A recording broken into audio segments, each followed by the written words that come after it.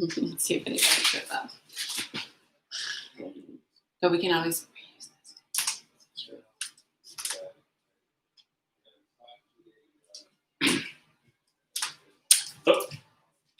this. Who's on board? Do you know the wines that went out today? The tag farm. Okay. Should have got some more.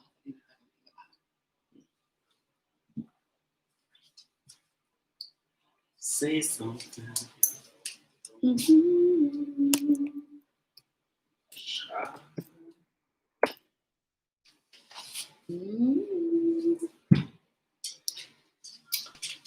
We're gonna wait for a few more people, everybody, and then we'll get to cooking this gumbo.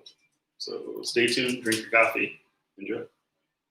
Make sure they can hear. Let me know if you can hear me okay. If you can, go ahead and click yes. If you can't, then you'll click nothing. Do you print out the instructions?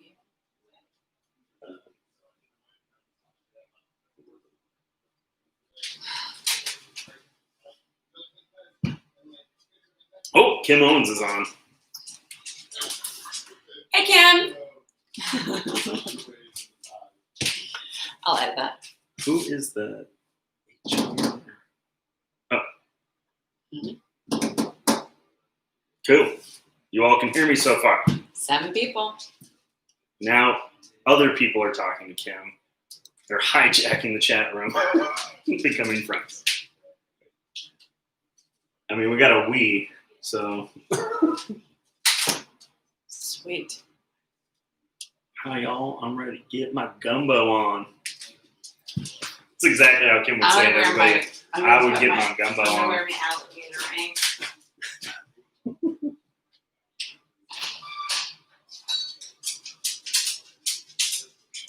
Woohoo! There's a lot of excitement. There's exclamation points. There's high active words going on here. I gotta be me. Kim's gotta be me. She's in her gumbo making mood, everybody. That means, oh, Jolene's got the gator ring. It's the gator backhand.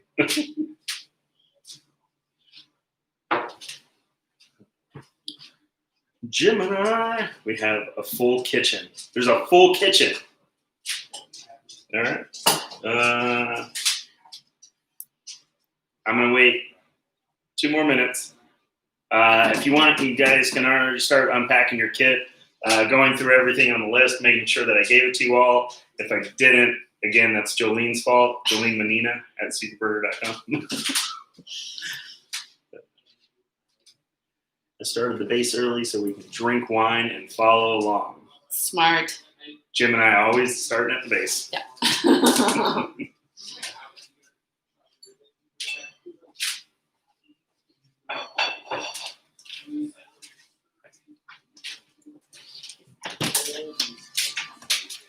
Who's got the over and under and how long? Rude.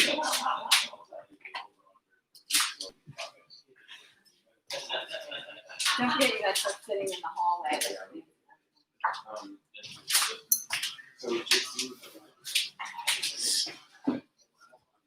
You know what? I may take a while, but nobody ever has that many questions. If they don't have questions, that's good. Yeah.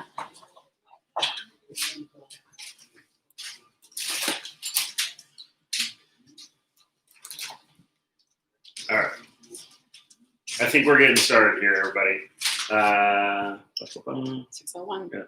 All right. 601. We are getting started. Real quick, I'm going to take everybody through the basket I gave you today. We'll talk about a few of the ingredients just so you understand what they're used for and where they're coming from. And a little changes that I make in making this gumbo compared to the more traditional style. First off, I have your bag of veggies and work for you to do. There's some green onion in here, celery, yellow onion, and an Anaheim pepper.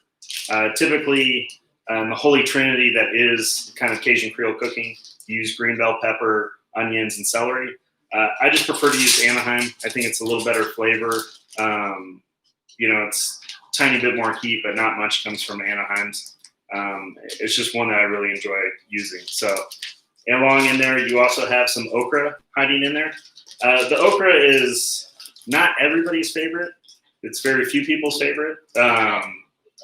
It's something you have to get kind of used to texture-wise, mainly because when you use it, when you cook it, if you overcook it, it becomes snotty, which is totally normal. So don't freak out. But that's why when we put it in the end, it's such a short cooking process because we want just that nice crisp texture, but we don't want to start really working the seeds and the enzymes to make it yucky. So that's your bag of veg.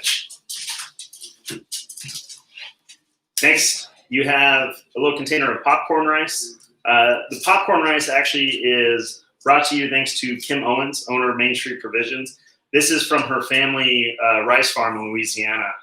Popcorn rice is actually a basmati hybrid that has some really great kind of popcorn notes, that kind of butteriness, toasted corn senses, taste, aromas. Really beautiful rice that we're going to be using at Main Street Provisions that I think you guys are going to love, especially in a dish like this.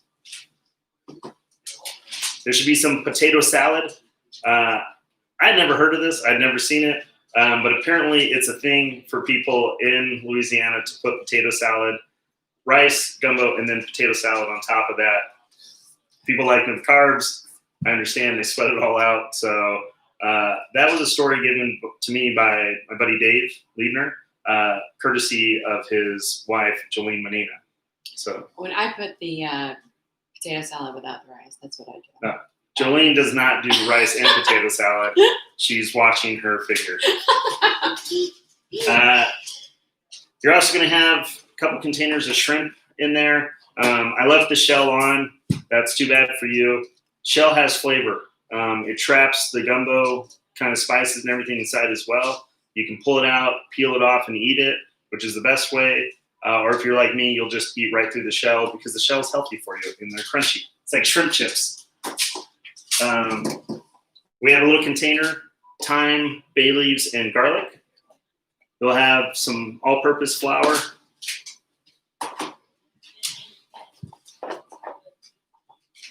You'll have your chicken leg cut up. This is an awesome cross-section, similar to like if you're getting ossobuco. So you have that thigh bone in there, a cross-section, so you get marrow coming out of it as you cook it. Makes a little bit more of an unctuous, kind of hearty, rich flavored gumbo and dish. Anytime you're braising with this kind of chicken. If you want to get it later on, most of these ingredients that I can talk you through can actually be found in Chinatown at 168 Market, 99 Ranch, SF Market. They have a lot of great, interesting cuts that you don't normally see by going to Whole Foods, Smith's, or any of those places. So check that out. Bag of parsley, pretty self-explanatory. Then you should have 2 containers of stock. Now, typically you're making gumbo. As you make your roux and you put all this in and you start braising the chicken in it and whatever else that you're stewing, it really helps to make that stock full-bodied and great. So to kind of still capture that for you, since this is a little shorter process, I already started a stock. I think any stock that you're going to make, especially for a dish like this, it's great to add in things that have high collagen or gelatin in them.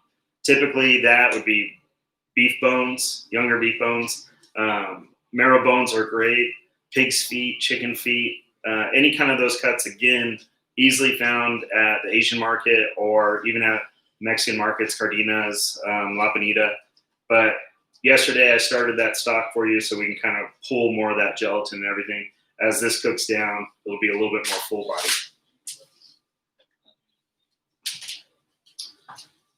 Then you're going to have a little container that has a C on it, or somewhat of a looking L because I write really fast.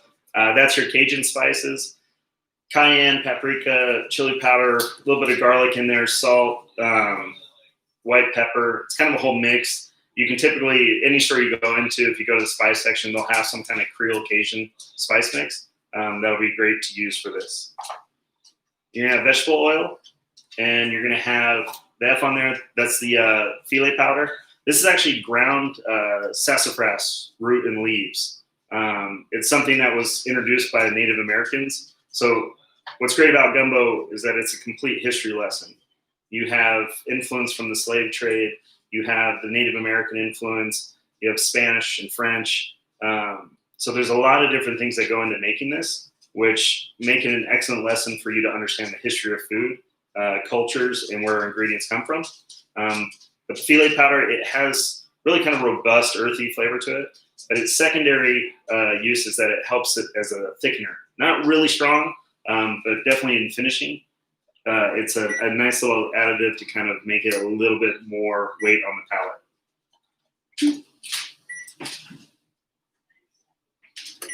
And lastly, for the regular kit, we have the sausage that I have made for you guys. Typically, you'd see an andouille sausage. That's a pork, pork chitlins, garlic, a little bit of wine, and spices, and it's smoked. They typically find in Louisiana a lot of different kind of cooking. I went a little bit different. It's got a tiny bit of sweetness to it to counter the spices that were put in the pot, but still some heat in the sausage. But it's another great like ground pork with a lot of smoky spices mixed in. So not the exact same, but still we're kind of working that same direction. And then for a few of the add-ons, we've got smoked quail. There is a quail farm in Pahrump, Nevada. I had never heard about, but they're raising some really beautiful quail. You can Google it online. I can't remember the name right now. But they're using it at Sparrow and Wolf. We're going to be using it at Main Street Provisions, a few other places, but really beautiful birds. But it's great to kind of take these, smoke them lightly at home. If you don't have a smoker, you can kind of rig one, which I usually do. But this is great to add in to, again, add a little bit more of that smoke flavor into the pot. We have the cornbread that some of you got. This is actually gluten-free. So go ahead and share it with your friends or lie to them and tell them it has gluten. Save it for yourself. And then we got some lobster for some of you fancy people that really wanted to throw it in there. We didn't have crawfish, so instead of crawfish, go giant. Go big, go home. All right, so I asked you guys to make sure that you had kind of a medium sauce pot. Kind of see what I have going here. This is going to be for our gumbo, and then a smaller pot. This is going to be for our rice. We're going to kind of get them both going because the rice and the roux to make the gumbo are going to be a little longer process. And then we can slow down as we're cutting the vegetables and everything and kind of get going.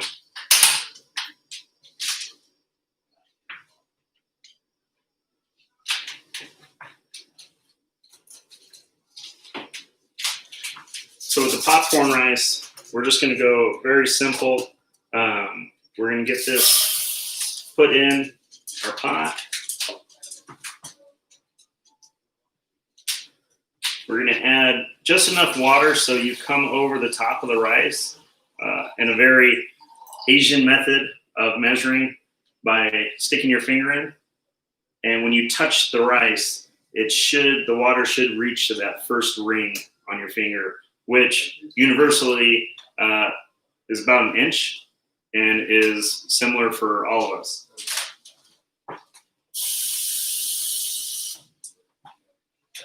And a little bit more. Perfect. Now, make sure that you add a little bit of salt to your rice. The rice is flavorful, but you want to enhance it, and you don't want bland, terrible rice like many of our mothers, fathers, or so on made for us. So we're going to let this heat up as we start to see a little bit of kind of bubbles and simmering going. Then we're going to reduce the heat, cover it, and let it cook for about 20, 25 minutes.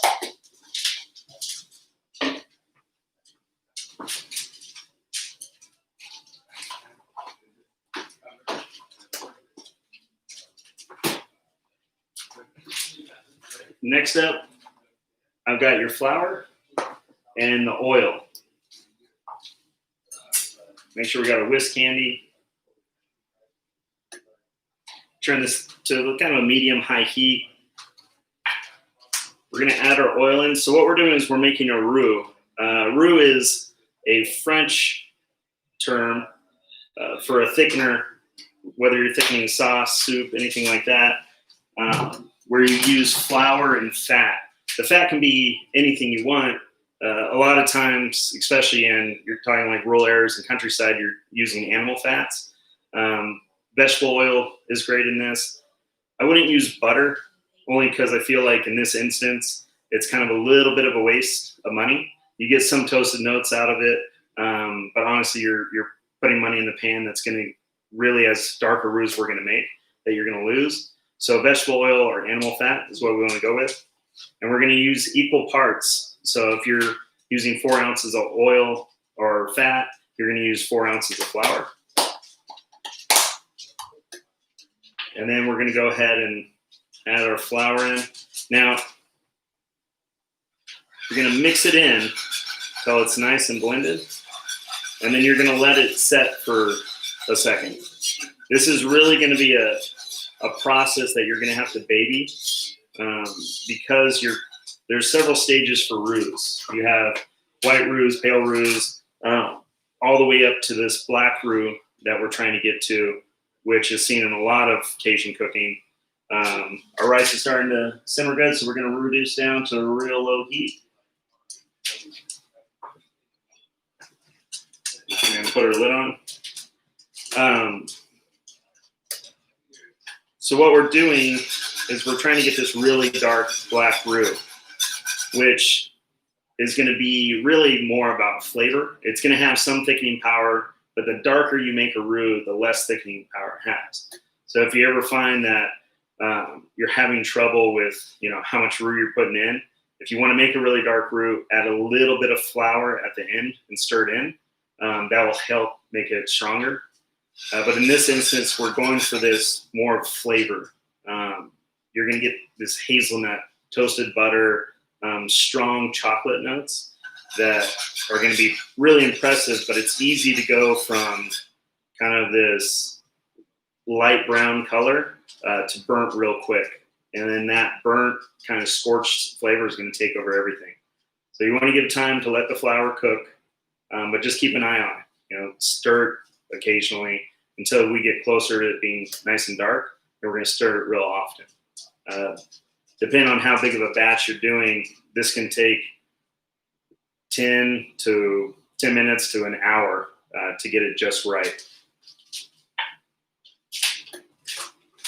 All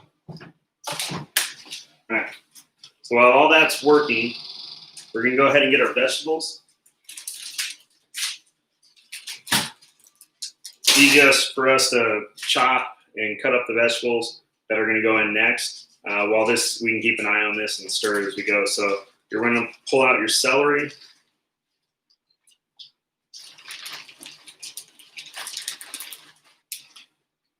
Your pepper. And your yellow onion.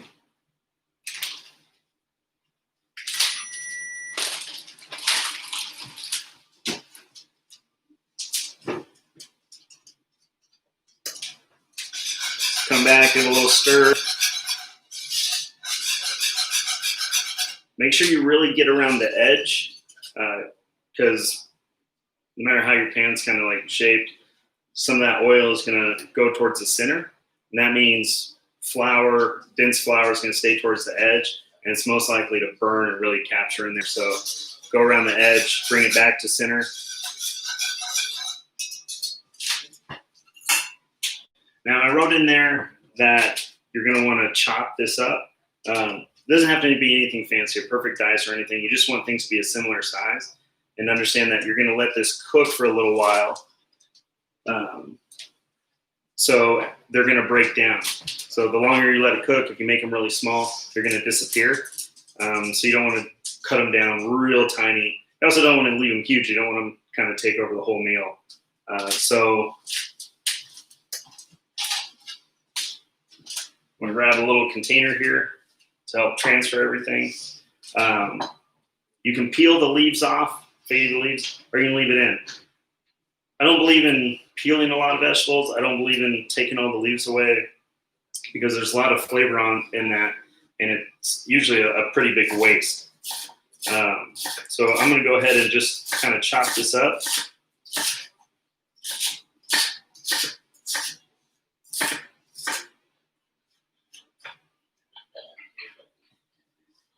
Yeah, if you guys have any questions,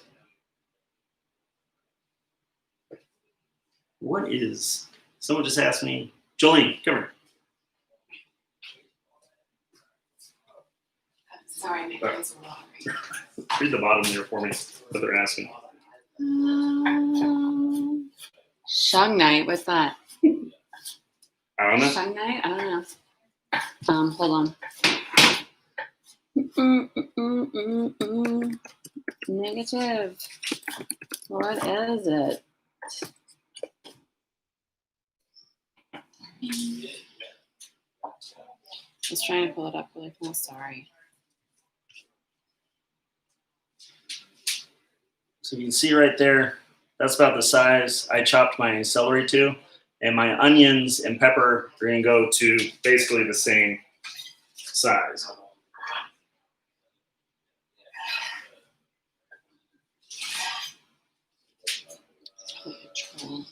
Next, I'm going to do the pepper.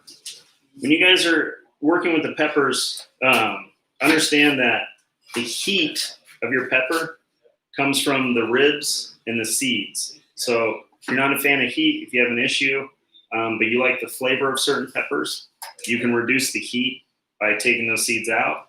I love heat, so I keep them all in.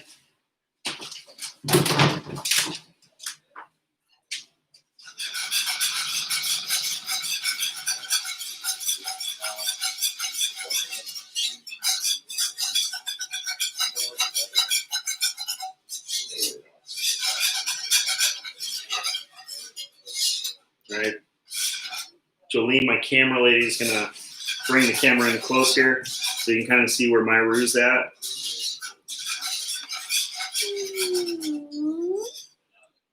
Yeah, so you got that nice dark chocolate bar kind of look to it. So if it goes pretty quick, all right, before you chop up your vegetables, go ahead and get to that and then turn the heat off. We're just going to let that set for just a second. All right. Thank you, Joe.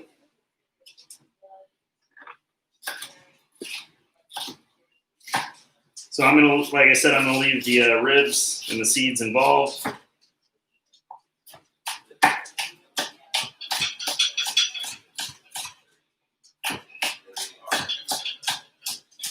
They chopped theirs. What? They were chopping their own. Yeah.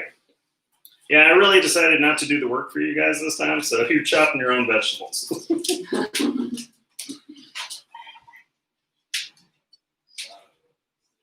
Yeah, the first time, I don't know if it was the first time I ever had gumbo, but the first time that I really remember eating it was actually while I was in the Army. It was Thanksgiving. My good friend John and his wife Natasha were hosting as their family came up from Lafayette, Louisiana. Him and a few other guys were some very, from what I know of and meeting them and hearing them speak about it, very Cajun boys whose parents came up and they made this giant pot of gumbo.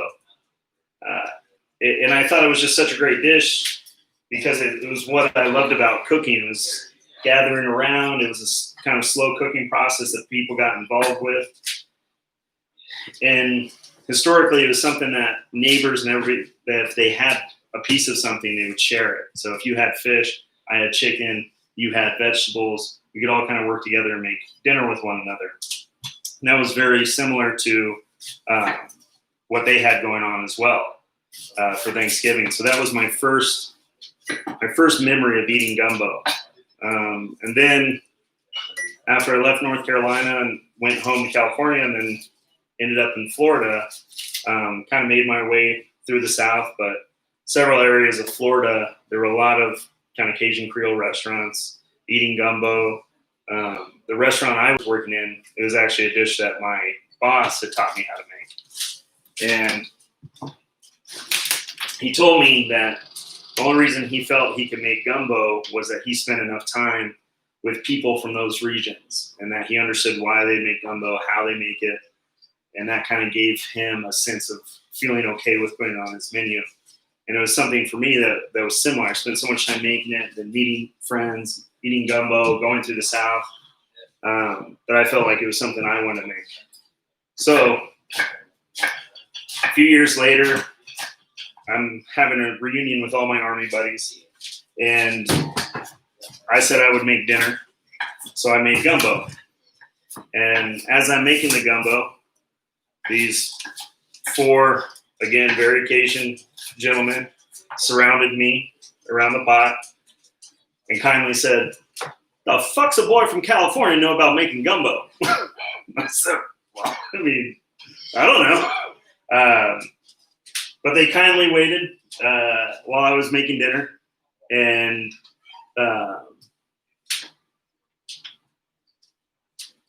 they kind of waited while I was making dinner. Got to the end of it, started eating in a very, what I feel, very Cajun manner. Said, "Well, it's not my mom's gumbo, but it's not bad."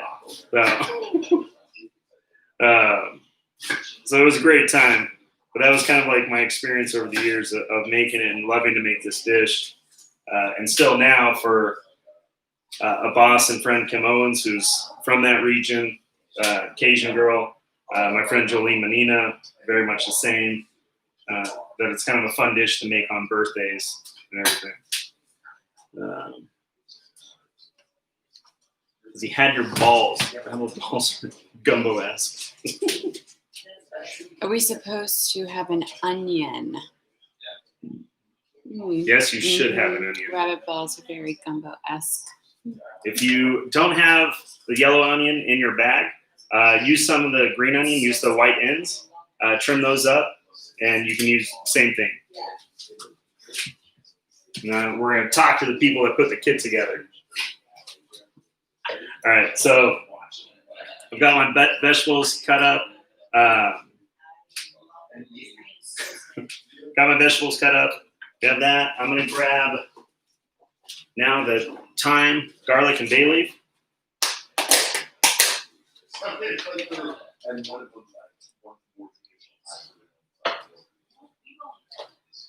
going to grab out my garlic.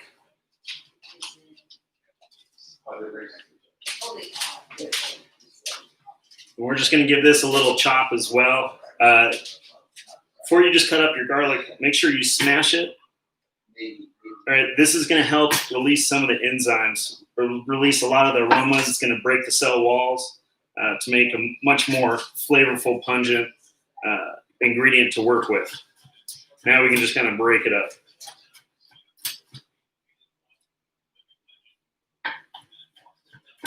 All right. So I got all that cut up for me. I'm going to get my pot back on. So, nice thing is, if you've got your vegetables cut up in the future, if you got them cut up and ready, and you're making your roux, the nice thing is that you can throw your vegetables in, the vegetables, the garlic, in right away, and it will help seize up and cool down that roux to keep it from cooking any longer. So it's kind of like a shock treatment, so you're not having a chance of it burning if you're getting real close. So this is nice and hot. I'm going to add in the vegetables.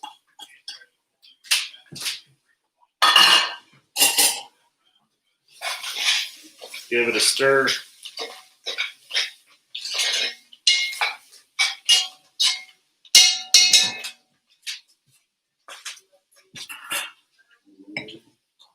Now I'm going to add in my garlic.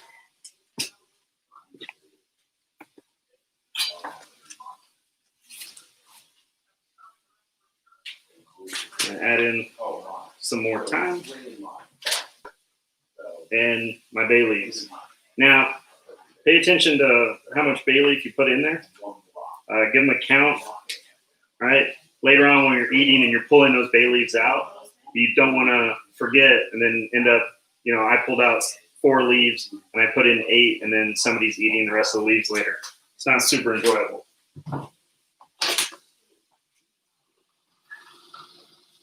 So you can really hear that kind of cooking a little bit, or at least I can. And let some of that moisture cook out of the vegetables.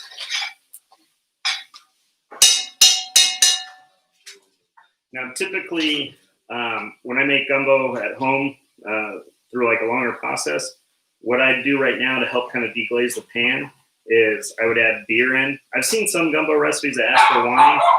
I don't know a lot of people sitting in the backyard in Louisiana like throwing their wine into the gumbo. I was always told to pour beer in. So typically I would add beer in to the glaze.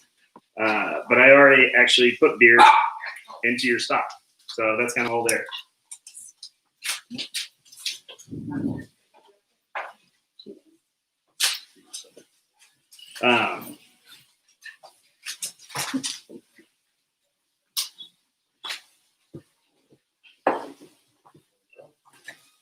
So as the vegetables are kind of cooking, heating up, moisture going off, I want you to grab the Cajun spice. And I want you to grab your gumbo stock. Now, I gave you more than a sufficient amount of Cajun spice. You don't have to use it all right away. If you're kind of sensitive about heat, go ahead and add a little bit in. You can add some more in later. But you definitely want to start off. You always want to like build spices in. You want some in the beginning, some in the middle, and some at the end to really develop the flavors and give a chance for dried spices to bloom. So I'm going to go ahead and season that a bit. I put about maybe half my spice in there right now.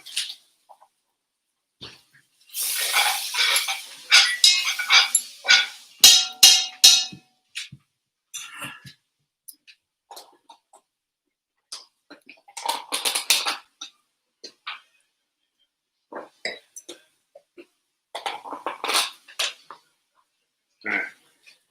Now we're going to go ahead and deglaze.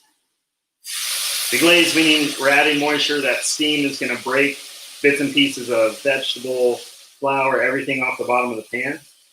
And I just want you to kind of slowly work it in. You'll notice that as you slowly pour it, the roux is already kind of activating, so you'll see parts of it thicken up.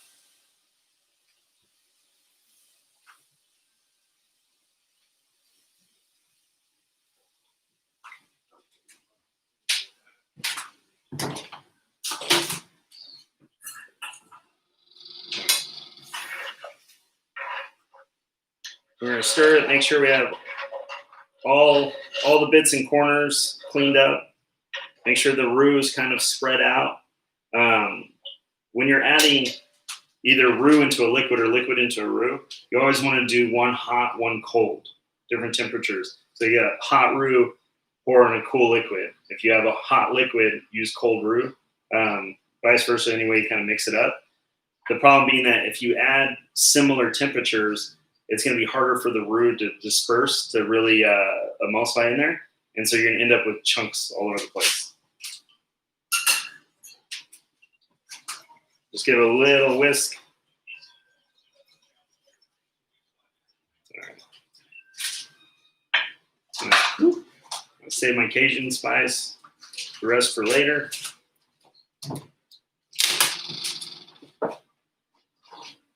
And go ahead and add in just a little bit of salt.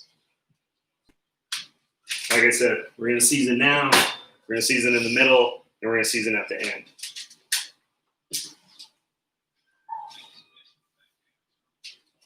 So what we want to do is we want to bring this up to a nice strong simmer.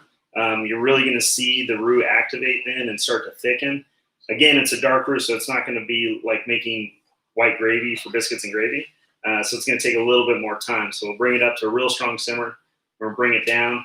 Then we're going to get ready to add in our chicken. The chicken one's going to be the longest one, again, because it's a thick protein. But we want a little time for it to break down and pull marrow out of that bone out of there. So the chicken is going to be our first one to go in. Our sausage next. And then last, for only the last few minutes, it's going to be our shrimp. We really want to save those to end so they don't overcook. This is an Argentinian red shrimp. Really nice, really flavorful. But if you cook them too long, they can become mealy and they can break down. So you have to kind of hit them in that perfect point.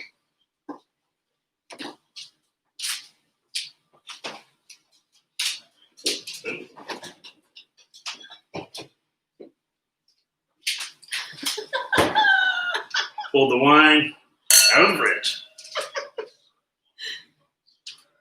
If you have any questions at this point about gumbo in general, go ahead, put them in the small box down there. I'll make Jolene read them off.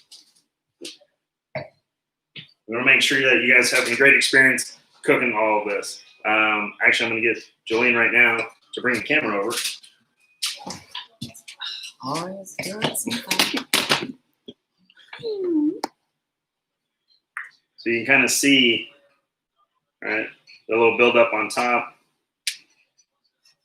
That really strong simmer going. That's what we want to see. So from there, we're going to turn our heat down just a little bit.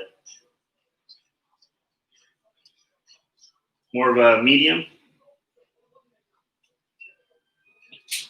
And then I'm going to add in the chicken.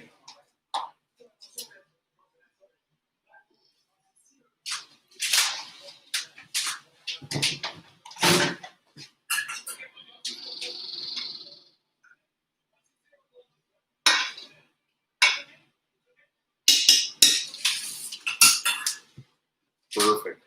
So we're just going to let that cook for a little bit as we get kind of some of our other ingredients ready, and this begins to reduce down.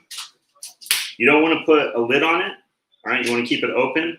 This way you're getting some evaporation and reduction. If you put a lid on, it's going to keep that heat in. It's going to braise that chicken a little bit better, but you're not going to get as thick a gumbo as that you want to because you're trapping all that moisture right back inside. We are so slow. Too much drinking, not enough chopping. That's all right. You'll get there. Can I move the camera back? Oh, rice. Oh. So now we can shut our rice off. How did you know? It's just that time.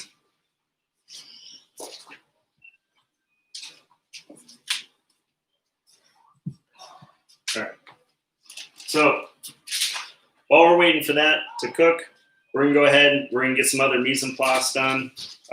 If you ever wonder what mise en place means, it means everything in place. If you're my wife, you think it means peas and carrots, which isn't totally off sometimes, depending on what you're cooking.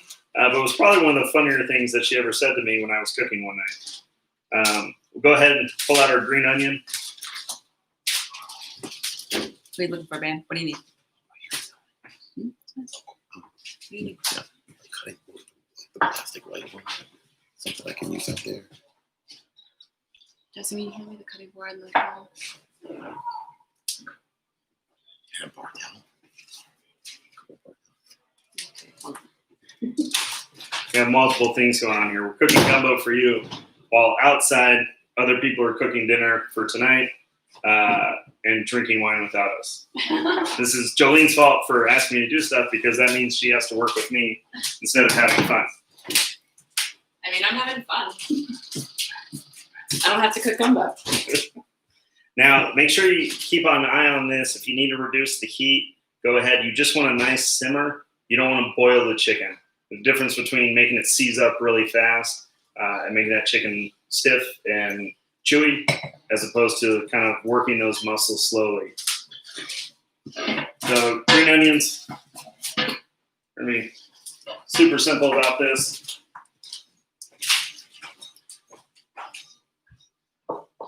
We just want to kind of trim down to nice green parts and then do thin rounds. This is going to be for our garnish later. You can add a little bit in right before we serve it and then garnish with it at the end.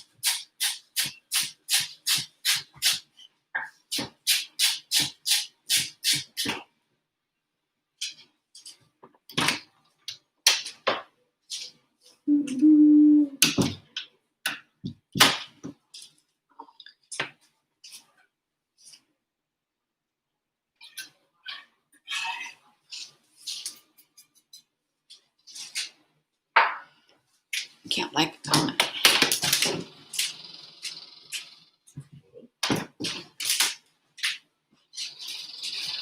All right. Got our green onion chopped.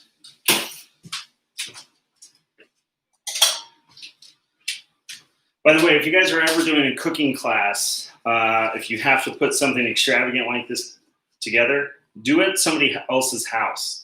You're only expected to clean up the stuff that you brought, and then you just ditch out. This is why I work from a house. All right. I gave you a nice big bag of parsley. You're not going to need all this, but better safe than sorry. If we had the same mono with onions, then somebody wouldn't be missing an onion right now, but they have plenty of parsley. So in a typical French restaurant, they'll have you pick every leaf apart and separate out all the stems. We'll save the stems for stalks later, using the whole thing still, but only wanting the pure little leaves. That's nonsense, especially in country cooking. It's okay to use the stems. Stems have flavor. They're delicious. Stick away from the real woody ends, but the thinner stems like this, go ahead and chop up. Do not get rid of them. They're useful for a ton of different things. Put them in salad, whatever it may be. But we're going to real simply just cut off a nice head of this parsley.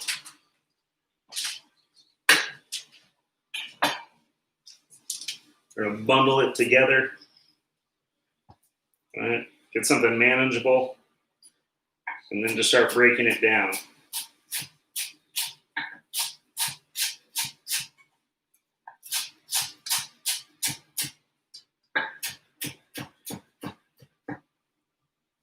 Just work your way back through the pile. You don't want to keep chopping forever, and you really want to make sure you have a sharp knife when you do this, because you will make the parsley unpleasant. You're just going to beat it up. It's going to turn brown. It's going to oxidize on you. That's by you just crushing the leaves and actually like cutting through them. Right? So that's about as far as we want to take it. All right.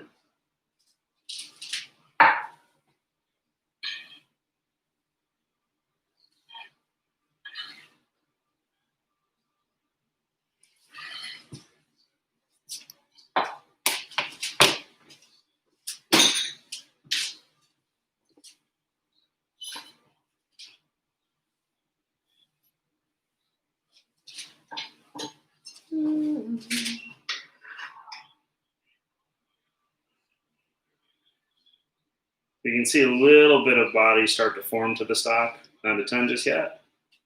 Okay.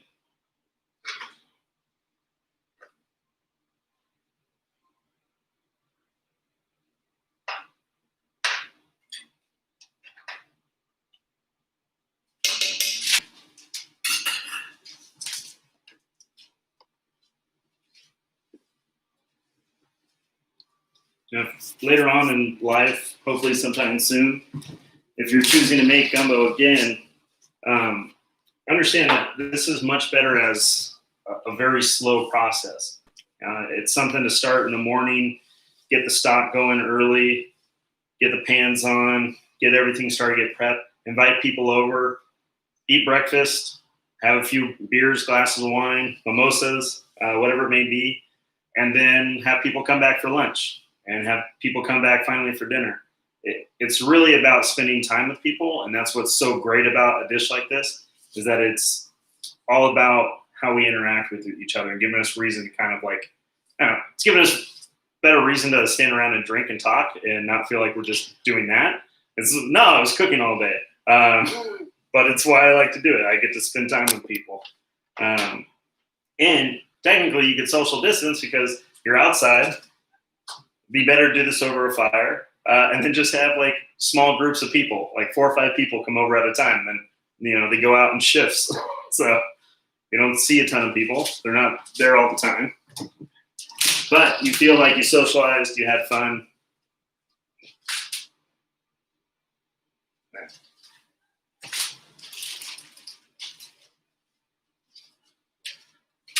The cornbread, if you guys want to warm it up, that's a great option. I would put a little tab of butter on it, throw it on a pan, put it in the oven about 350 degrees, and let it get nice and warm. Apparently, Jolene just turned on her oven, so she wants that to happen, folks.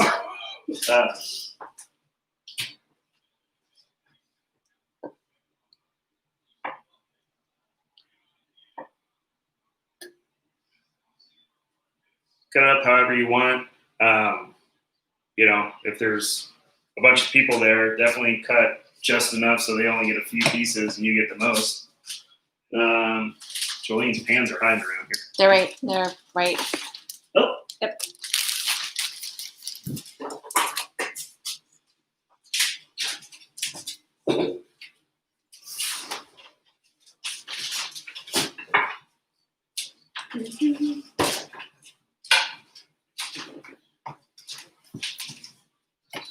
I like grass-fed butter for just about everything in life. It's more pliable, it's more flavorful, it's got a beautiful color.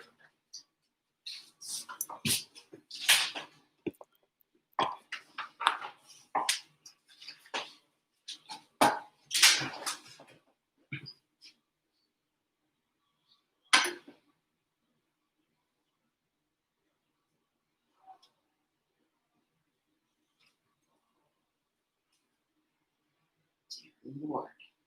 That way it doesn't Sorry, I stick. can't see where this fucking camera is at. There we go. So we'll just slip that in the oven right before dinner time. Let it warm through. Keep it nice and moist. If you need to, put some foil over it to kind of keep it that way. But you don't want to dry this out. This is a little bit of like a sweeter note to it. Cornbreads vary by everywhere you go. I mean, making cornbread is very similar to making chili, depending on what region of the country you're in. So everybody's got an opinion.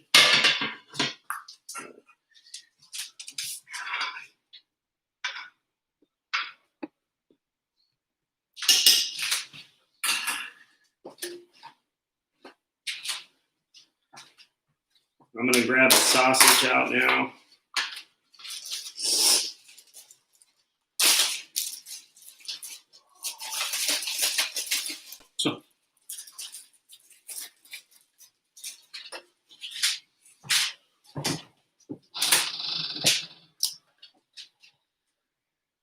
So with these ones, because I'm going to put them in a little earlier, I'm going to leave them whole.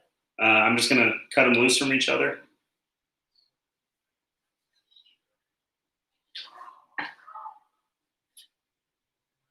But I don't want them to break down too much in the gumbo. And they're also kind of a perfect size. If you have a large sausage, good for you.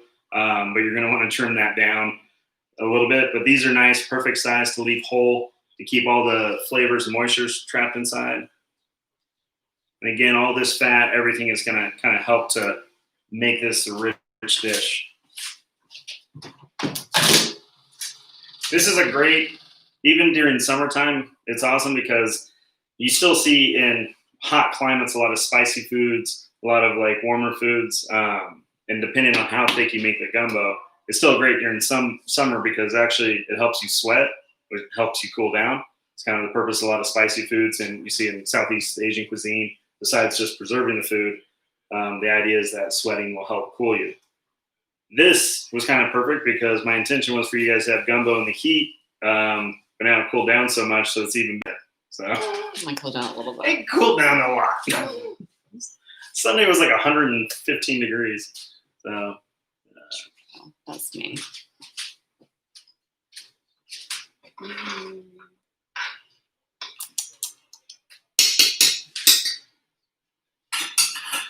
So what I want you to do at this point is just give a little taste to the broth. Decide at this point if you need to add a tiny bit of salt. Now remember, you can salt at the end. You can always add salt. You can't take it away in most of these cases.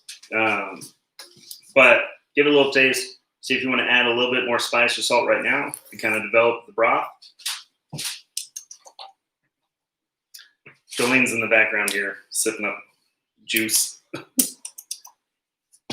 Yum.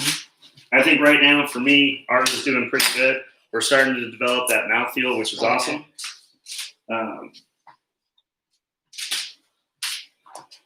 Now, again, with the shellfish,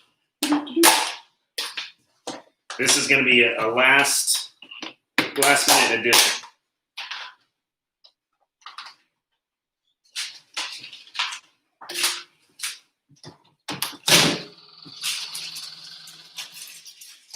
That also goes for our friend the lobster. Now, I lightly poached these lobsters after I killed them, but instead of choosing to waste it all by putting it in just some salted water, when I was making the gumbo stock, I poached the lobsters in there. That way, you still got a little bit of flavor inside the lobster for you. So there was a question about a shellfish allergy. And I do use some shells. Typically, especially if I'm making a gumbo with seafood in it, I'll always use some kind of shellfish or fish bone to help build the stock to kind of add that flavor. But in this case, yeah, like if you're putting shrimp and lobster, it's going to be part of the stock. So, just for future reference, you'll know that. You got the lobster. We got the rubber bands off. This beautiful guy. I want you to go ahead, grab the tail, grab the main body, and just twist loose. We're going to do the same thing with the arms. And that's going to leave us the head right here, which has meat, tasties, all inside there. If you have this guy, go ahead and put it in your gumbo now. That's going to add some more flavor.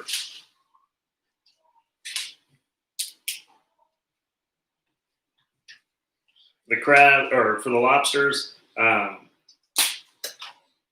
just shot lobster juice straight across the kitchen. You can crack the shells. I wouldn't peel the shell totally off. Just crack them a little bit. Again, it's all part of that hands-on eating experience, like peel and eat shrimp, everything. But you want the shells to help capture some of that juice and everything.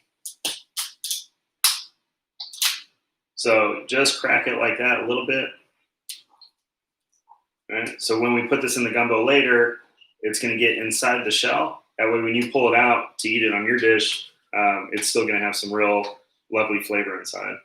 With the tail, though, just to kind of portion it out, make it a little bit easier. We're going to lay it on its back like that. We're just going to carefully cut through.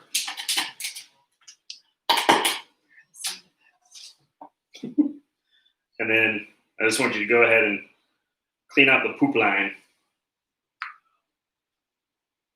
It's okay to eat the booty, but you got to clean it. Jolene shaking her head. This is what she has to deal with, people. All right.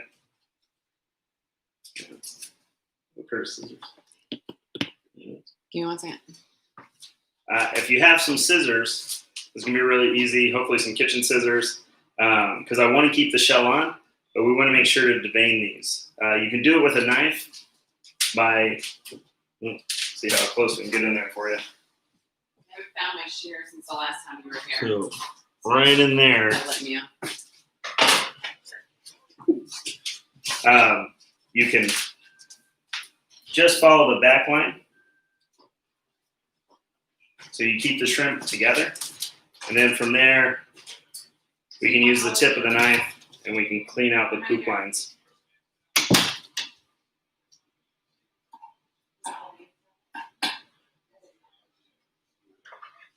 But if you have some scissors, works pretty easily.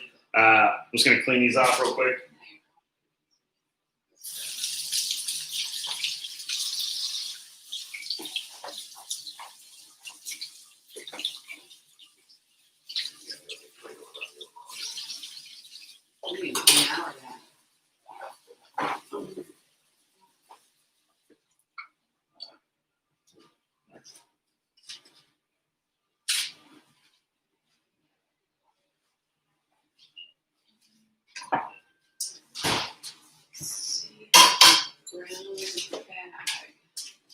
And we're gonna do the same thing. We're just gonna put it right. You can see right down the vein line underneath the shell.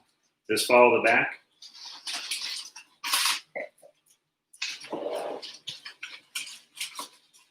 You want to follow it from the top near where the head was, all the way to the back of the tail.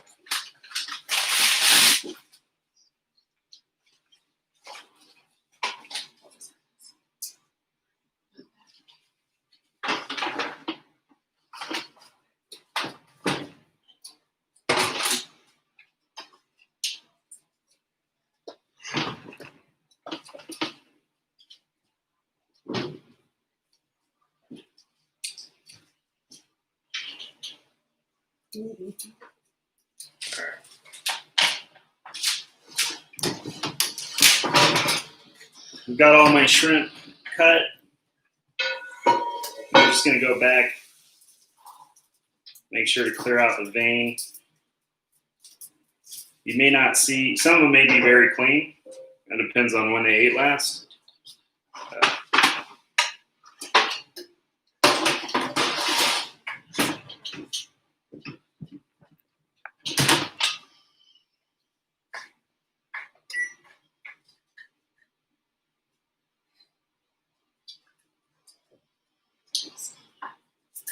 What?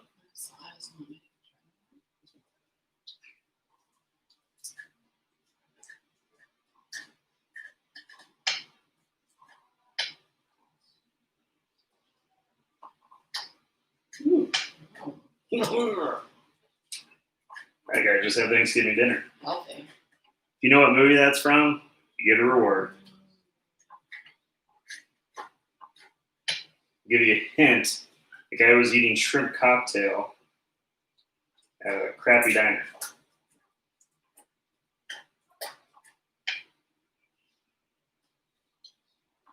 Shell's like extra crispy for Argentine. you.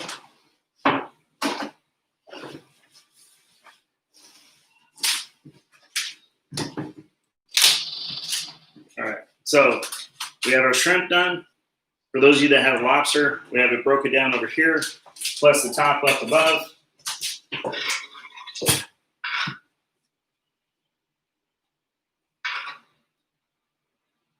Go ahead, give a feel with a fork, knife to your chicken. See if it's starting to come a little bit loose to the bone. Ours have just a little bit longer to go.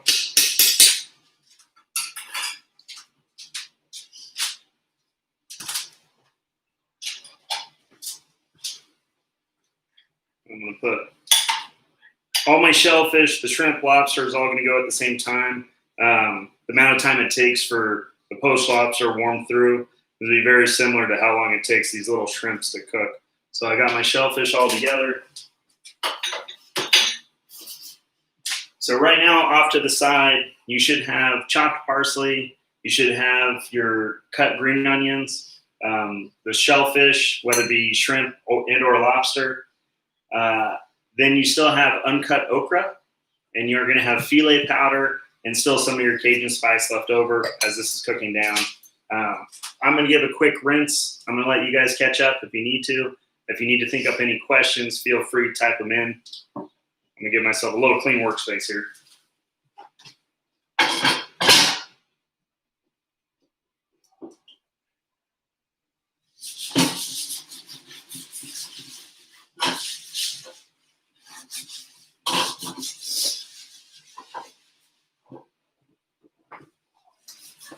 Wow, you don't normally do this. Very good. Chicken.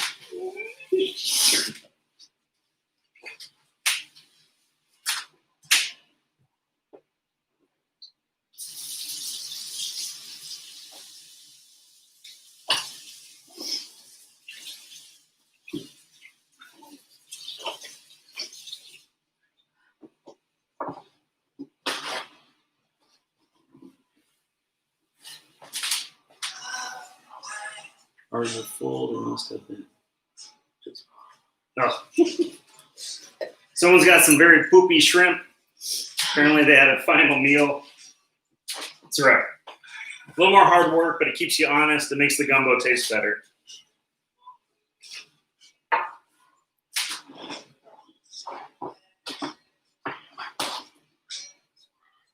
I guess we should be playing Cajun music. Make sure whenever you're putting your cutting boards down, always put a nice damp washcloth into our rag down. Keep your board from sliding around.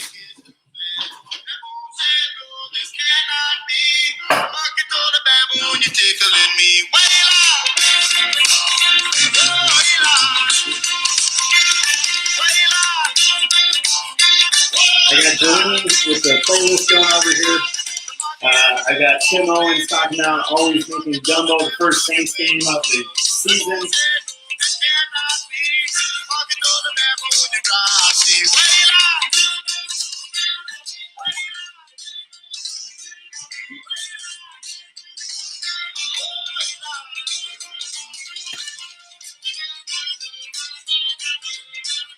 Is this a good buy? What? Is this a good buy? I was going to tell you to share the last one, but nobody sees it. Done? All right. So the gumbo is starting to reduce a little bit more. It's creating nice kind of texture and density. The sausage, you're feeling, should be nice and tight like tiger. And then, yeah, you got a little bit more body there. You're not going for like a nappe, like a coat the spoon. You just want that nice kind of velvety texture across your tongue. Everything on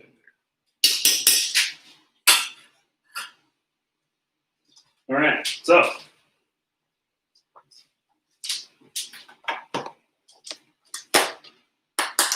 we're getting close to the end of our gumbo here. So I'm going to grab our last minute add-ons.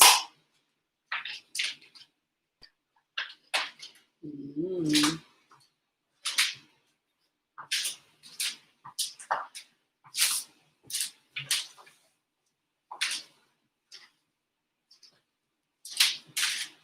All right, so Can I go to the over? Oh, you can until the very end. go.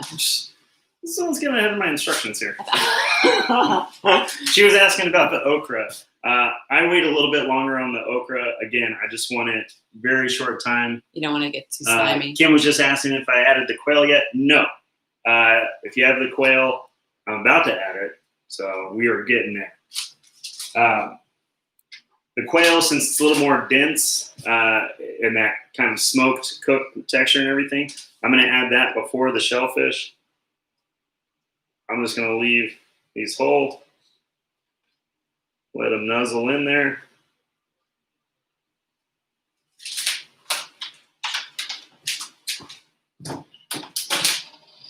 We're going to let that go for about 30 seconds before we add the shellfish. But I am going to grab the okra now.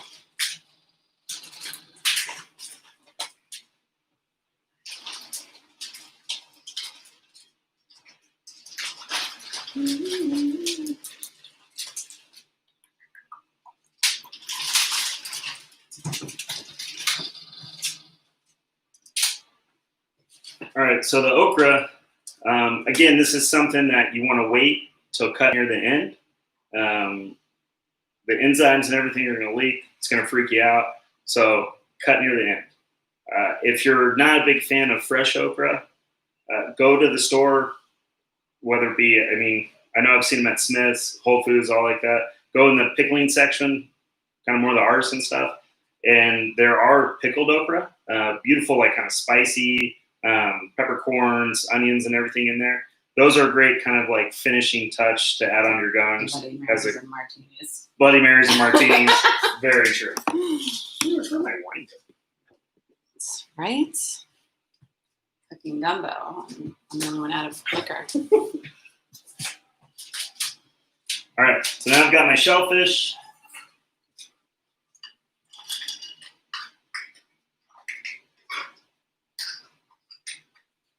I have a whole hell of a giant pot here. It's a pot.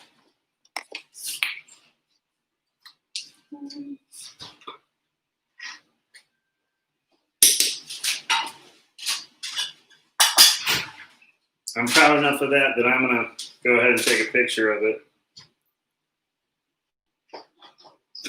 We're good. Camera lady in there. All right. So this, go ahead and give it a cover. For about 30 seconds. Actually, I lied. Not 30 seconds. Like about 2 minutes. Let that all really warm through. Okra's still on standby.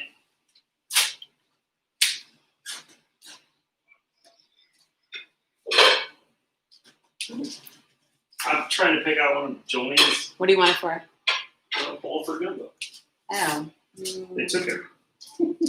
Sure. Do you want a small one?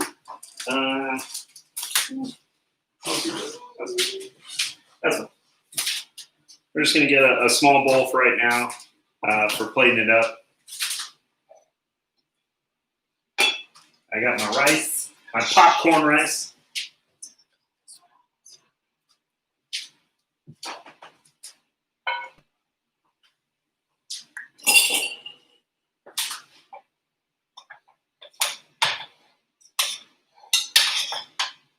If anybody's had a chance to cook the rice and smell it, let me know if it smells popcorny, if it smells delicious, if you care at all.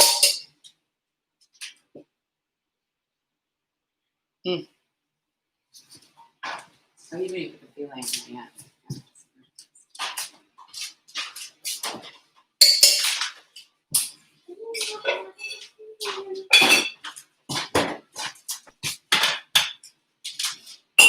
All right. Scoop some rice in. Don't worry, the rice is going to stay warm long enough. Plus, we're going to put a really hot soup over the top of it. So,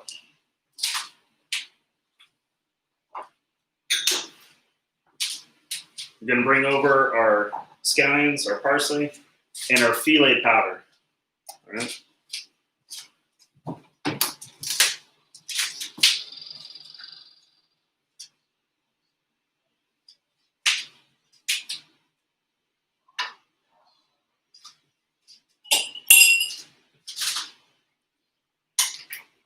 You want to make sure that when you lift the lid off, you got back to like a little bit of a simmer, trapping that heat. You can tell as the shrimp cook, as they curl up tighter, you know, you're getting closer to doneness. So you don't want them to completely come together. That means you've cooked them way too long. You just want them to kind of create a nice, like, deep sea look.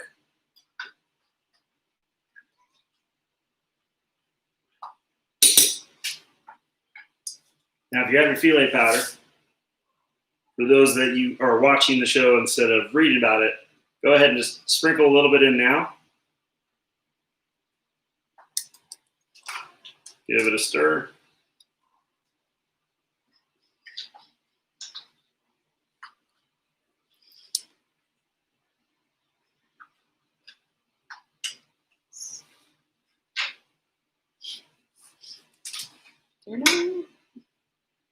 All right.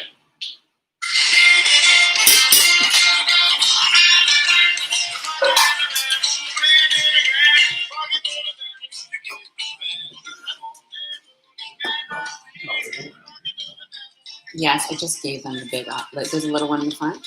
You see the little guy? Okay, that's this big and big one. So. All right. So you've got everything in there. The last thing that we're going to add is the okra. You don't need to add all of this. We're just going to do about 1/4 inch slices.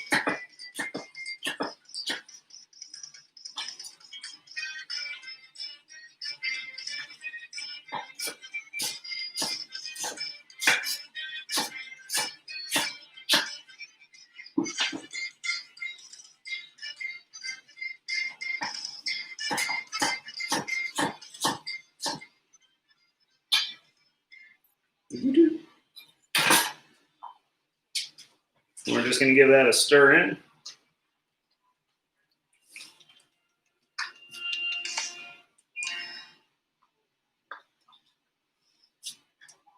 All right, we're getting close to plate up, so make sure you got your bowls. Cut that okra too soon. Ooh, did it get slimy on you? I like that slimy. You would.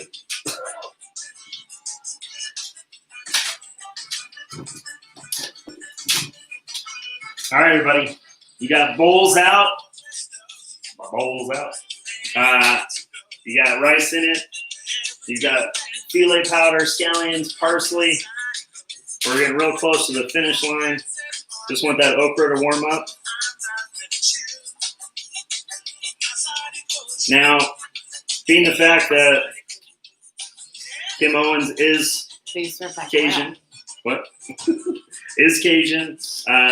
I do love a lot of Southern influence in my food. Main Street Provisions will have a lot of that influence. But you're going to see some beautiful kind of like variations and updates. So there's going to be a quail gumbo. There's going to be some different things on the menu that resemble a lot of that heritage, with us just being a little bit playful with it.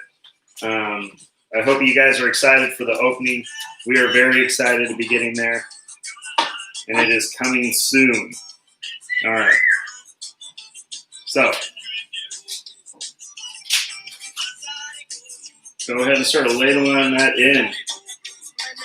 Make sure you get a little something of everything.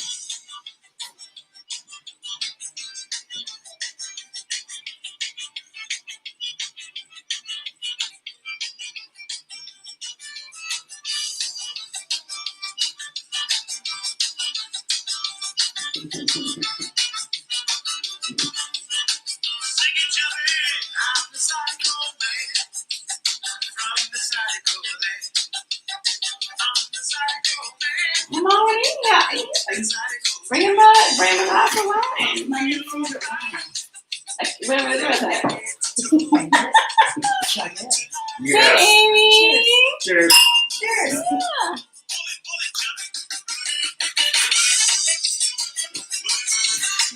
All right, everybody. We're going to take a dancing, It smells so good. hit a little bit of our scallions, our parsley, touch more of that filet. Where that picture? Now, if you had a bigger bowl, you could do the potato salad thing a little easier. But we're going to go just on the side of that quail. Beautiful. Huh? We can grab it.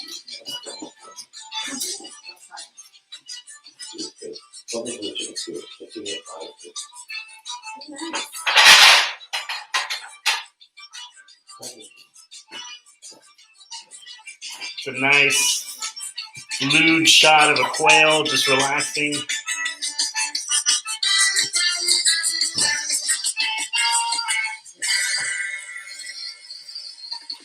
Turn heat off on our gumbo. Everybody, that is my gumbo for you. That's my night hanging out, cooking. I really hope that you all enjoyed it, that you're spending time with somebody eating that gumbo right now, and that you're have a glass of wine. Oh, Yeah. well, now you have a glass of wine. Cheers to everybody. Thank you for joining Secret Burger. Thanks for joining Main Street Provisions. We hope to see you all soon. Cook for a cause. What? Where's for the shade tree? Yeah, duh. Cook for a cause. The profits from this and many of the other Secret Burgers going on right now are going to Shade Tree. Really look at helping your community any way you can. We do it a lot with the restaurants, even though it's a struggle for everybody right now, but we're taking a chance to do what we can for one another. And so I'm thankful to be working with Secret Burger and working for a company that allows us to do that. So thank you, everybody, again. Cheers. I hope to cook with you again soon. Backing out.